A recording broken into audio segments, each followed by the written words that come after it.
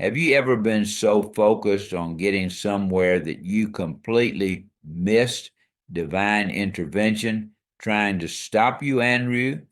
There's this wild story from ancient times where a donkey had more spiritual insight than a famous prophet.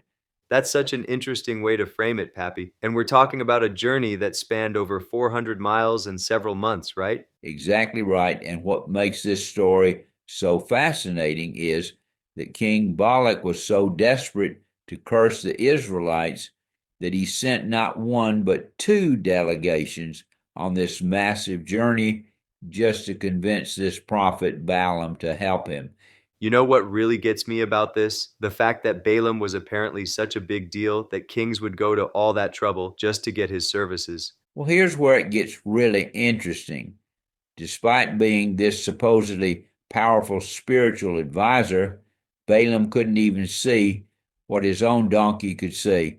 The text specifically mentions three encounters with an angel, and each time the space gets more confined. Hmm. It's almost like a divine chess game, isn't it? Each move limiting Balaam's options further. And what's really telling is Balaam's response. He gets progressively more violent, eventually beating his donkey with his divination rod. Like imagine using your spiritual tools as weapons because you're so frustrated. That's exactly what makes this story so powerful. The irony of a spiritual leader completely missing the spiritual significance of what's happening around him. You know what's even more mind blowing? When the donkey actually starts talking to him, Balaam just responds like it's totally normal to have a conversation with your transportation.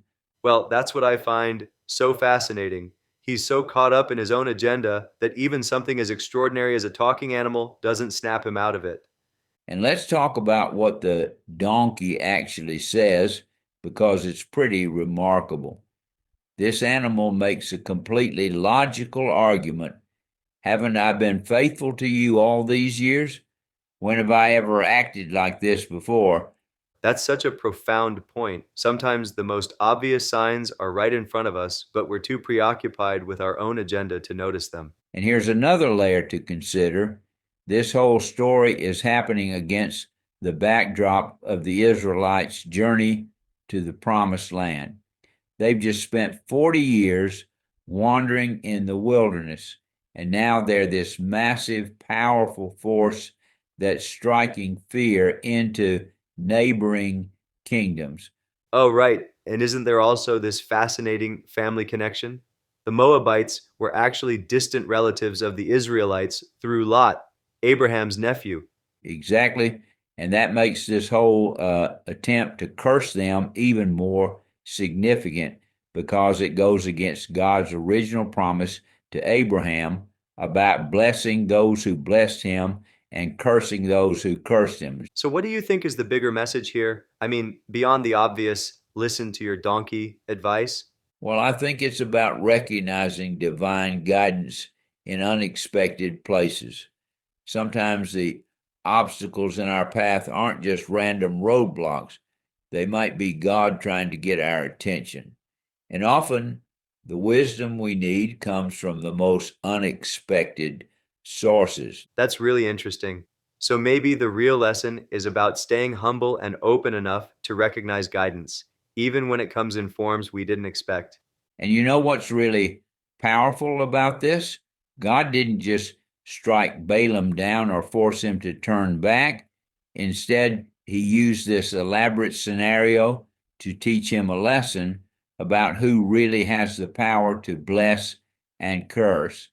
Well, that really changes how we might think about the obstacles we face in our own lives, doesn't it, Pappy? It absolutely does, Andrew. And maybe that's the most relevant takeaway for us today. Sometimes what looks like opposition might actually be protection, and what seems like an obstacle might be exactly what we need to see more clearly.